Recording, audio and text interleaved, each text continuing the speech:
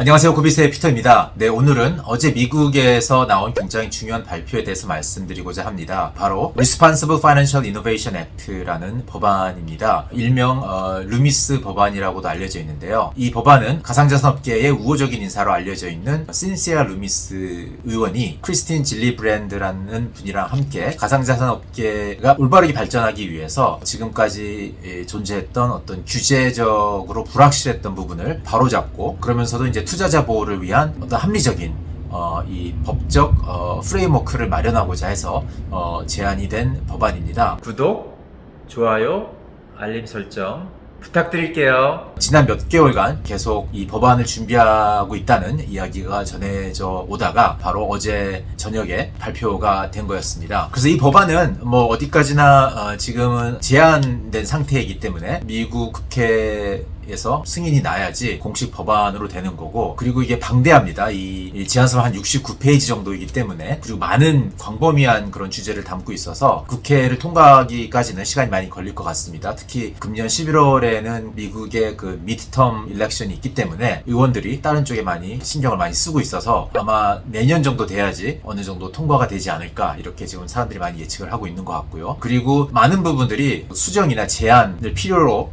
이렇게 하고 있기 때문에 실제로 내년 통과가 된다 하더라도 통과됐을 당시의 모습은 지금 제안된 모습이랑 많이 다른 그런 법안이 되어 있을 확률이 크다는 게 이제 업계의 많은 사람들의 의견인 것 같습니다. 그렇지만 이제 중요한 거는 그동안 이 업계 발전을 저해해왔던 규제 불확실성을 해결하는 한 가지 방법으로서 이렇게 제안을 한 거인 거고, 그래서 이게 아주 중요한 시발점이라는 거, 이런 데서 굉장히 큰 의미가 있는 것 같습니다. 그래서 말씀드렸다시피 이게 굉장히 방대한 양이기 때문에 모든 걸 다 읽지는 못했어요. 그렇지만 이제 여러 가지 그 요약되어 있는 것들을 이제 본 결과, 일단 가장 중요한 부분은 이 증권성 여부에 대한 판단인 것 같습니다. 그래서 이 판단에 따라서 업계를 규제하는 그 규제 기관이 어디가 될지가 이제 갈라지기 때문이죠. 미국 같은 경우는 Commodity and Futures Trading Commission인 CFTC가 관리를 하고 있고, 증권인 경우에는 이제 증권이라는 거는 뭐 주식이나 채권이나 이런 걸 말하는 건데, 증권인 경우에는 SEC에서 관리를 하도록 이렇게 나눠져 있습니다. 기본적으로 가장 중요한 거는 커머더티와 증권의 차이는 뭐냐, 그러면 가장 중요한 것은 주인이 있느냐 없느냐인 것 같습니다. 뭐 업계 용어로 말하자면 이제 탈중앙화가 되어 있느냐 없느냐인 거죠.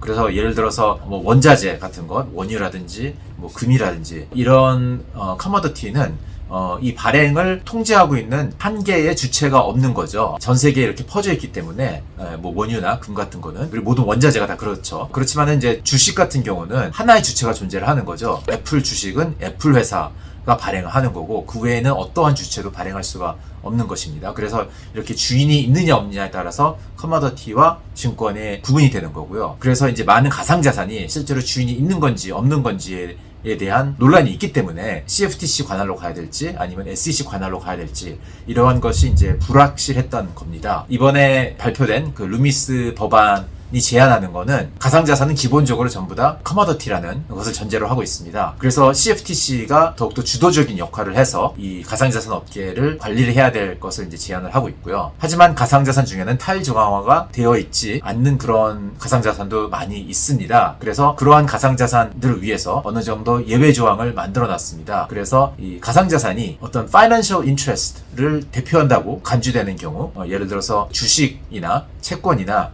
아니면은 배당이나 뭐 이러한 어떤 경제적 가치가 있는 수익을 얻을 수 있는 권리를 대표하는 경우에는 이거는 증권이라고 봐야 된다고 이렇게 얘기를 하고 있습니다. 그래서 그런 경우에는 SEC가 관리를 해야 된다고 얘기를 하고 있고요. 근데 커머더티도 아니고 이런 증권도 아닌 중간 단계에 있는 그런 자산들이 또 존재를 합니다. 가상자산 업계에는. 그래서 그러한 경우는 이거를 새로운 카테고리를 하나 만들었어요. 그래서 ancillary assets이라고 이렇게 표현을 하고 있는데, 뭐 ancillary라는 단어는 보조적 아니면 부속적 뭐 이런 뜻이 있을 것 같은데, 이런 경우에는 정기적으로 6개월에 한 번씩이라든지 자산의 개발에 관련돼 있는 모든 정보를 SEC한테 공개를 하도록 이렇게 의무를 부과하고 있습니다. 이 부분은 사실 저희가 몇 번 영상에서 다루고 또 리서치로 얘기를 했었던 헤스터퍼스의 토큰 세이프 하버 조항의 내용을 일부 반영한 것 같아요. 이제 모든 가상자산 네트워크는 처음에는 이제 중앙화된 모습으로 시작을 하지만 이제 시간이 지날수록 이제 탈중앙화된 모습을 갖추는 것을 목표로 하고 있죠. 그래서 탈중앙화된 모습이 갖춰지기 전까지는 중앙화된 주체가 있기 때문에 그 중앙화된 주체가 주도적으로 네트워크의 상황을 이제 공개를 해야 된다는 거죠. 그래서 어떤 일정한 기간이 지나서 충분한 탈정화가 이루어졌다고 생각이 되면은 그다음부터는 정보를 공개해야 될 의무가 없어질 수 있다는 게 이제 토큰 세이프 하버 조항의 주된 내용인 거고요. 이제 그러한 내용이 여기에도 일부 반영이 된 것 같습니다. 그래서 이 엔실러리 토큰이라는 이런 새로운 카테고리에 포함이 될 수 있는 자산은 거버넌스 토큰도 들어갈 것 같고요. 아니면은 또 탈중화가 충분히 이루어지지는 않았지만은 그렇다고 해서 뭐 주식이나 채권이나 아니면은 뭐 배당 같은 게 따로 나오지 않는 그런 자산들, 예를 들어서 뭐 리플이나 아니면은 뭐 카르다노, 에이다 같은 이게 뭐 이런 예에 속할 수 있지 않을까 이렇게 생각이 드는데 이런 경우가 뭔가 엔실러리 에셋에 포함이 될 것 같습니다. 이렇게 CFTC에 많은 권한을 주게 되면은 여러 가지 우리가 예상해 볼 수 있는 게 있을 것 같아요. 이제 일단 CFTC는 SEC에 비해서 굉장히 조직이 작습니다. SEC는 한 4,000명 정도 직원이 있는데 CFTC는 한 700명 정도 있다고 하고요. 그리고 CFTC는 비트코인이 등장했을 때부터 비트코인에 대한 관할권을 계속 주장해 왔지만은 최근에는 이더리움 등장 이후 특히 많이 중앙화된 주체들이 뭔가 토큰 발행을 하고 코인 발행을 하고 이런 모습을 보이면서 SEC가 많이 목소리를 높여오면서 영토 싸움이 좀 있었던 거죠. 근데 이제 앞으로 CFTC가 더 주도적인 역할을 하게 된다면은 CFTC의 지금 뭐 인원수도 적고 리소스도 부족할 거기 때문에 여러 가지 펀딩이 필요할 거고 아마 크립토 업계에 많은 펀딩을 받아가면서 이렇게 자기네들의 그 관할 영역을 넓혀가지 않을까 이건 생각해 볼 수가 있을 것 같고요. 그리고 거래소들도 이제 CFTC에 등록을 해야 되는 그런 상황이 오지 않을까 이렇게 생각이 됩니다. 모든 그 커머더티를 트레이딩하는 그런 트레이딩 플랫폼은 CFTC에게 등록을 하게끔 되어 있기 때문에 이제 등록이 되어 있지 않았기 때문에 뭐 비트맥스 같은 것도 2년 전에 CFTC로부터 소송을 당하고 뭐 이런 일이 있었던 거죠. 그래서 이제 그러한 일이 벌어질 걸로 이렇게 예측을 해볼 수가 있을 것 같습니다. 이 CFTC에 대해서 좀 더 구체적으로 알고 싶으신 분들은 제가 커피 영상에서 작년 10월 말쯤에 다룬 영상이 있습니다. CFTC와 SEC의 역학 관계에 대해서 그래서 궁금하신 분들은 여기서 영상을 한번 참고를 해주시면 감사하겠습니다. 이 외에도 여러 가지 또 다른 긴 내용이 있어요. 예를 들어서 뭐 가상자산을 페이먼트 수단으로서 활용할 수 있도록 손쉽게 그런 법적 체제를 만들기 위해서 어떤 재화나 서비스를 구매하기 위해서 가상자산을 사용할 경우 페이먼트 수단으로서 사용할 경우에는 $200까지는 양도소득을 면제해주는 이런 제한도 들어가 있고요. 그 다음에 이제 스테이블 코인의 발행에 관해서도 꼭 100% 담보가 있는 경우만 이제 허가하든 그런 법안도 있습니다. 그리고 마지막으로 디파이에 관해서 좀 언급이 있는데 이 부분은 좀 뭔가 명확하지 않게 용어를 쓰고 있어서 트위터상에서도 이 디파이에 관련된 부분은 좀 더 많은 연구와 수정이 필요하다는 식의 코멘트가 많습니다. 예를 들어서 뭐 탈중앙화 거래소 같은 경우도 실제로 이게 어디 뭐 등록이 필요한 건지 아닌지 이런 것들이 명확하지가 않기 때문에 이런 부분에 있어서는 좀 더 많은 여러 가지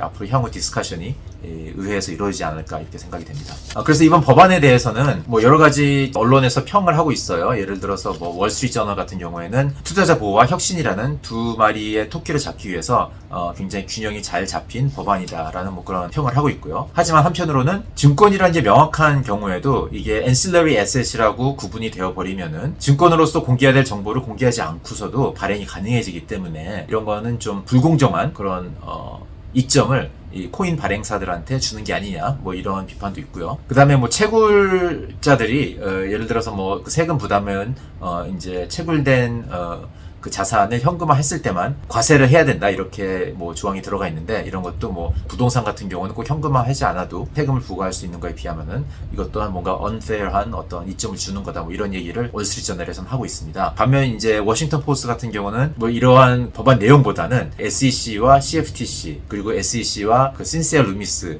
간의 어떤 그런 정치적인 파워 게임에 대해서 좀 더 초점을 맞춘 그런 기사를 쓰고 있어요. 그래서 뭐 언론사마다 접근하는 방식이 좀 약간 다른 것도 좀 재미있는 것 같습니다. 네, 그래서 먼 나라 미국에서 벌어지고 있는 일이긴 하지만은 전 세계 규제 당국이 가상자산이라는 이 신생 자산군을 어떻게 규제를 해야 되는지, 어떻게 제도권해야 되는지에서 많은 골머리를 앓고 있고, 그리고 미국의 규제 당국의 그 접근 방식을 많이 벤치마킹하고 있기 때문에 굉장히 중요한 뉴스라고 생각이 되고요. 뭐 최근에도 한국에서 규제 당국이 좀 더 많이 되게 발빠르게 움직이고 있습니다. 특히 이제 테라 사태 이후에 더 그런 모습을 보이고 있는데 각 나라의 정부가 이 가상자산을 제도권하기 위해서 리소스나 초점을 어디에 맞추는가가 좀 차이가 나는 점에 대해서 한번 좀 생각을 하게 됐습니다. 미국 같은 경우는 이런 입법 과정을 통해서 거대한 프레임워크를 제대로 갖추기 위한 그런 디스커션의 장을 마련하는 거에 굉장히 초점을 맞추고 있는 거죠. 한국은 이제 테라 사태에 굉장히 초점이 맞춰져 있어서 특히 이제 거래소들이 상장이나 상장 폐지를 하는 과정을 뭐 통일해야 된다는 뭐 이런 부분에 굉장히 중점을 두고 있습니다. 사실 이 테라 사태의 피해자들은 미국에는 더 많을 것으로 추정이 되는데, 왜냐하면 테라가 이렇게까지 클 수 있었던 거는 이게 글로벌한 네트워크였고 이게 한국만의 프로젝트는 아니었기 때문에 이렇게 성장을 한 건데, 뭐 인구 수만 봤어도 미국의 인구가 한국보다 뭐 6배는 되니까 훨씬 더 많은 참여자들이 있었고, 그렇기 때문에 손실도 컸을 거라고 저는 개인적으로 추정을 하지만은, 그렇지만은 이러한 사태에 대한 접근 방식이 두 나라 너무나 다른 거죠. 제가 뭐 깊은 얘기는 안 하겠지만은 뭐 이런 점들이 조금 한번 생각해야 될 부분이 아닐까 이렇게 생각을 합니다. 네, 오늘은 여기까지입니다. 바이바이.